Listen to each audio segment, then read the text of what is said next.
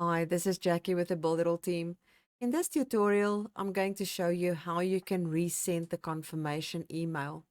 And if you're wondering what the confirm email is, it's when a subscriber opts into your list, and it will be set as a double opt-in because you want to protect your domain reputation by allowing them to confirm their decision in subscribing. But sometimes, for various reasons, the client did not see the confirm email. So instead of changing these subscribers manually to confirm, you can rather resend them the confirmation email. So let's take a look at how you can do that. Right here, we are on the Mailingboss 5 dashboard. You're going to click on See Lists. It's going to open up a page looking like this with all the email lists that you've created. Right here at the bottom, we are going to use with confirmation email list. We can see we've got 4 subscribers. I'm going to hover to the right and we're going to click on subscribers.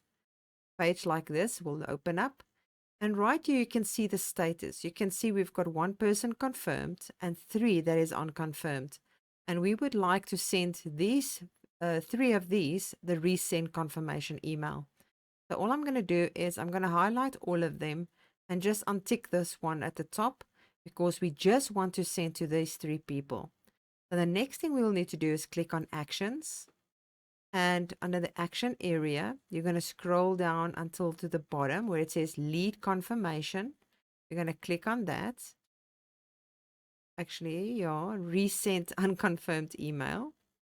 And then we're going to click save.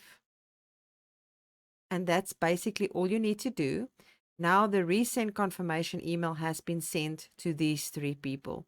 And that is how easy to do that. I hope you enjoyed this tutorial and I'll see you in another. Bye.